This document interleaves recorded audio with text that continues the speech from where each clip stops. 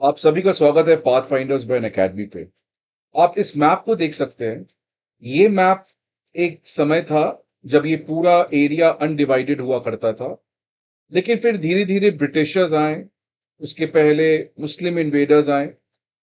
और जब ब्रिटिशर्स आए और उसके बाद जब वो वापस जाने वाले थे तो उन्होंने बहुत सारे एग्रीमेंट्स करके इस पूरे एरिया को बांट दिया। इंडिया बन गया, पाकिस्तान बन गया, उधर बांग्लादेश बन गया, म्यांमार के साथ हमने एग्रीमेंट साइन किया। तो ये जो पूरा डिवाइडेड था वो अब एक तरीके से डिफरेंट डिफरेंट कंट्रीज में बदल गया। और तब से rather than standing together we have always fighted against each other। हमेशा हमारे बीच में किसी ना किसी तरीके का टेंशन डिस्प्यूट चलते रहा। वो चाहे टेररिज्म को लेके हो, चाहे वो रिवर वाटर डिस्प्यूट्स हो, इनफिल्ट्रेशन का डिस्प्यूट हो, एनर्जी रिलेटेड डिस्प्यूट्स हो एंड मेनी अदर थिंग।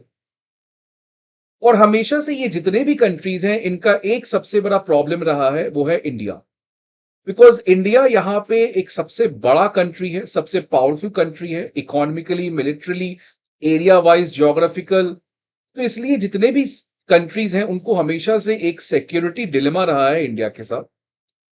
और आज ये सिक्योरिटी डिलेमा को एक्सप्लॉइट किया चाइना ने। और चाइना उनके सामने आके कह रहा है कि आप डरो मत, मैं आपके साथ खड़ा हूं, आपको बस कुछ मेरे साथ एग्रीमेंट करना होगा। तो ये पूरा एरिया आज एक मेजर ग्रेट पावर पॉलिटिक्स के शिकार में आ गया है, जिससे इंडिया के, भारत के राइज के लिए ऑब्स्टिकल्स क्रिएट हुआ। जब भी चुनाव आता है तो एंटी इंडिया सेंटिमेंट आ जाता है, मालदीव्स में आ जाता है, बांग्लादेश में अभी आप देखो क्या चल रहा है, पाकिस्तान में हमेशा से है, नेपाल में केपी शर्मा ओली यही तरीके से पॉलिटिक्स करते आए हैं। तो भारत हमेशा से एक प्रेशर में रहता है, बिकॉज वहां के जो लोकल पॉलिटिशियंस हैं वो भारत के डर को अपने वोट बैंक के लिए यूज करते हैं। लेकिन भारत हमेशा यह साबित किया है कि भारत कभी भी किसी भी कंट्री के साथ कोई भी प्रॉब्लमेटिक रिलेशन नहीं रखना चाहता है। Rather Bharat is always supportive of other country. आज इसका बेस्ट एग्जांपल देखने को मिला है कि वो बांग्लादेश, जिसमें कई दिनों कई महीनों से एक anti India sentiment, Mohammad Yunus का पाकिस्तान के प्राइम मिनिस्टर से मिलना और कितने सारे चीज उन्होंने किया है जिससे इंडिया बांग्लादेश के रिलेशन में एक डाउनफॉल देखने को मिला है। नेपाल में आपको पता है recently KP Sharma Oli power में आए हैं। ये वही केपी शर्मा ओली हैं जिन्होंने इंडिया के साथ बॉर्डर डिस्प्यूट को स्टार्ट किया था। लेकिन भारत ने बताया है कि आप चाहे कोई भी पॉलिटिशियन हो, किसी भी पॉलिटिकल पार्टी से हो, कोई भी लीडर हो, भारत का एक ही इंटरेस्ट है, the development of people who are living in our neighbours. जो वहां के लोग हैं उनका डेवलपमेंट होना चाहिए। और इसीलिए भारत ने हमेशा से एक बड़ा दिल, एक बड़े पावर के साथ साथ होकर एक बड़ा दिल, वो कहा जाता है ना कि with great power comes great responsibility, वही भारत ने इस एरिया में दिखलाया है। और भारत ने ये एक लैंडमार्क एग्रीमेंट साइन किया है जिसकी वजह से क्रॉस बॉर्डर इलेक्ट्रिसिटी ट्रेड अब पॉसिबल होगा। ये क्या है इसके बारे में हम लोग बात करेंगे डिटेल में। आगे बढ़ने के पहले फ्रेंड्स एक इंपॉर्टेंट इंफॉर्मेशन कि अकेडमी आईएएस का चौथा ऑफलाइन ब्रांच पटना में स्टार्ट हो चुका है। न्यू दिल्ली के करोल बाग में इंग्लिश मीडियम के बैचेस हमारे 24 अक्टूबर, मुखर्जी नगर में हमारे हिंदी मीडियम के बैचेस 21 अक्टूबर, प्रयागराज में हमारे हिंदी इंग्लिश दोनों मीडियम्स के बैचेस इन स्पेसिफिक डेट्स को स्टार्ट होने जा रहे हैं। आप सभी को पता है कि अकेडमी आईएएस जीएस कोर्स के अलावा CSAT, essay writing course, comprehensive current affairs, full and test series जैसे फैसिलिटीज को भी प्रोवाइड करता है। इन सारे इंफॉर्मेशन के लिए आपको हमारे अकेडमी आईएएस के ऑफलाइन ब्रांचेस पे विजिट करना होगा, यानी तो आप हमारे ऐप को डाउनलोड कर सकते हैं जहां पे आपको ये सारे इंफॉर्मेशन प्रोवाइड किए जाएंगे।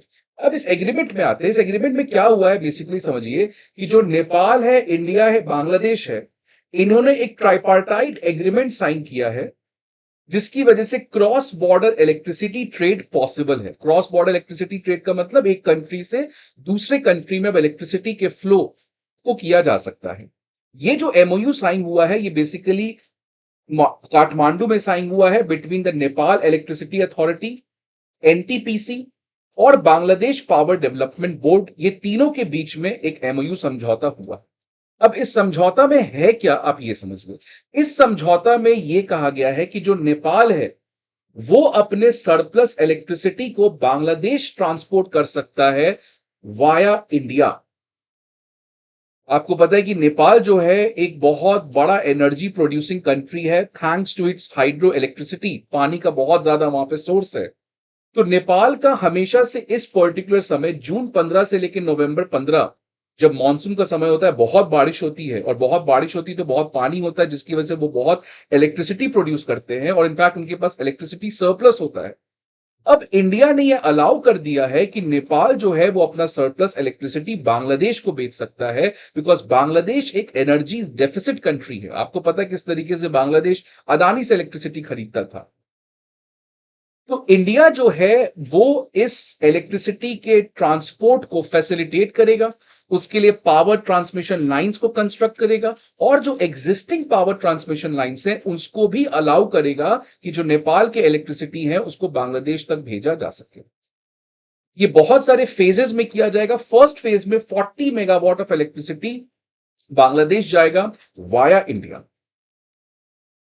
और ये बेसिकली 2014 से इस तरीके की बात चल रही थी, बिकॉज 2014 में जब सार्क, जो साउथ एशिया का एक सबसे बड़ा ग्रुपिंग है, ये उस समय एक्टिव हुआ करता था, तो सार्क ने सबसे पहली बार 2014 में एक रीजनल एनर्जी कोऑपरेशन फ्रेमवर्क की बात की थी कि पूरे सार्क कंट्री में क्यों ना हम एक कॉमन ग्रिड बना दें, कि अगर इंडिया में डेफिसिट है तो इंडिया कहीं से मंगा लेगा, अगर इंडिया के पास सरप्लस है वो तो श्रीलंका को भेज देगा। तो जितने भी पावर ट्रांसमिशन लाइंस है वो इंडिया साउथ एशिया में एक होने चाहिए। जैसे यूरोप यूनियन में आप देखोगे उनका भी बहुत हद तक जो इलेक्ट्रिसिटी ट्रांसमिशन लाइन है वो सिमिलर है।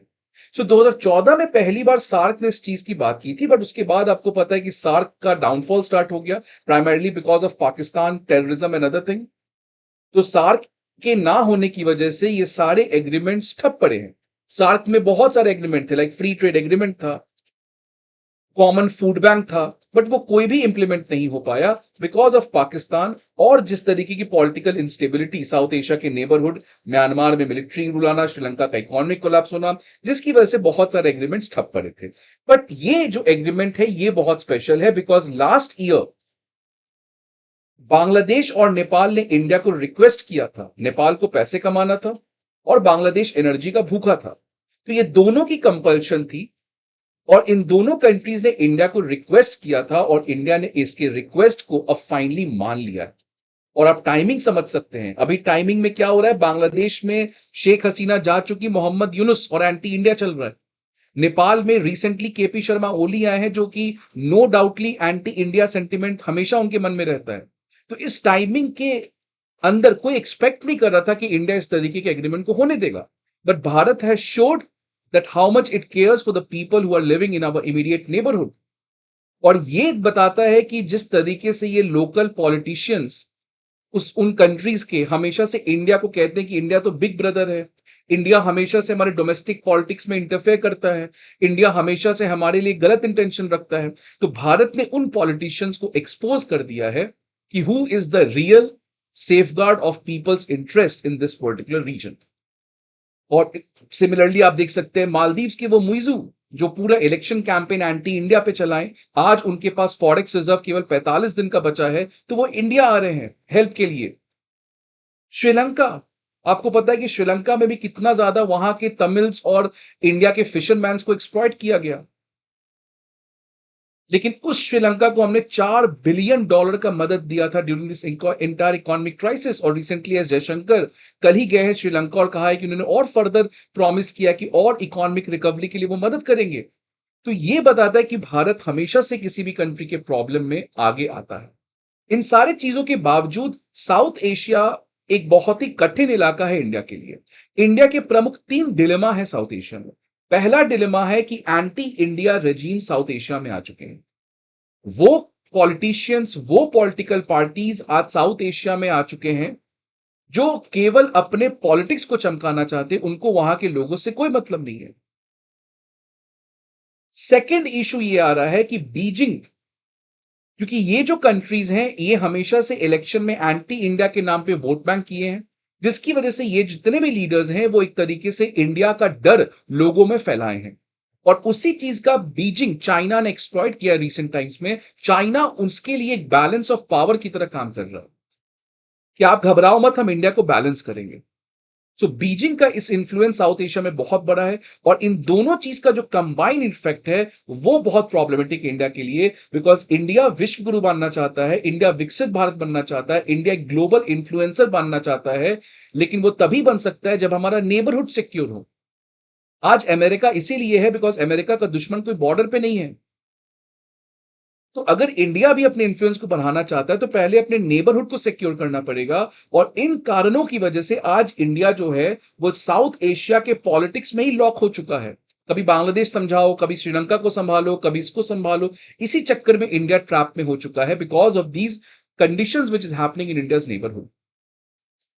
और इसीलिए आज जो साउथ एशिया है वो एक जमाने में इंडिया का बहुत अच्छे से उसमें रोल हुआ करता था, बट आज साउथ एशिया के जो कंट्रीज हैं वो अपने पॉलिटिक्स के लिए इतने ज्यादा गिर चुके हैं कि दैट हैज एंश्योर्ड कि जो साउथ एशिया के कंट्रीज हैं that becomes a battle ground for US China rivalry. आप देखो अमेरिका किस तरीके से बांग्लादेश के रेजीम चेंज में रोल प्ले किया, और चाइना, पाकिस्तान और ऐसे कंट्रीज में श्रीलंका का हम्बन टोटा पोर्ट ले रहे हो आप, नेपाल के साथ अब गलत तरीके के एग्रीमेंट कर रहे हो। तो ये सारे कंट्रीज आज अपने मेजर पावर राइवलरी के लिए साउथ एशिया के छोटे छोटे कंट्रीज को अपने इंटरेस्ट के लिए यूज कर रहे हैं। शशि थरूर अपनी किताब पैक्स इंडिका में इसी चीज के बारे में बात करते हैं कि इन कंट्रीज को जो इंडिया का डर फैला रहे हैं इनको यह समझना चाहिए, और इनफैक्ट इंडिया को, वहां के लोगों को यह कन्विंस करना चाहिए कि जो भारत का राइज है उससे आपको डरना नहीं चाहिए। It is not a threat against you, rather ये आपके लिए एक अपॉर्चुनिटी है अपने खुद के विकास के लिए। सो भारत के राइज का केवल भारत को फायदा नहीं होगा, ये आपका भी फायदा होगा। और इसको मैं कंक्लूड कर सकता हूं ऑनरेबल सुप्रीम कोर्ट के जज जस्टिस एस मुगोलकर, जिन्होंने एक फेमस कोट दिया था एक समय एक जजमेंट में, the dogs may bark the caravan will pass. इसलिए भारत के जो भी इलेक्टेड लीडर्स हैं, भारत की जो फॉरेन मिनिस्ट्री हैं, वो इन्होंने इस चीज को दिखलाया। इतना ज्यादा एंटी इंडिया सेंटिमेंट आपने चिल्लाते रहे, but despite all that thing India stood for the people. इसलिए इस तरीके के पॉलिटिशियंस आते रहेंगे, इस तरीके के पॉलिटिकल पार्टीज आते रहेंगे, ये आएंगे जाएंगे, बट भारत का जो हमेशा से प्रायोरिटी रहा है अपने immediate neighbourhood, neighbourhood first policy, इसको हमेशा से इंडिया करते हुए आया है। तो आप अपने व्यूज बताएं, आपके लिए क्या ये एग्रीमेंट बताता है कि भारत का रियली एक बिग हार्ट है, और आने वाले टाइम में भारत को किस तरीके से अपने फॉरेन पॉलिसी को कंडक्ट करना चाहिए so that South Asia becomes a better place to live in. अगर आपको वीडियो अच्छा लगे तो लाइक करिएगा। See you again in the next video, till then goodbye, take care and best wishes.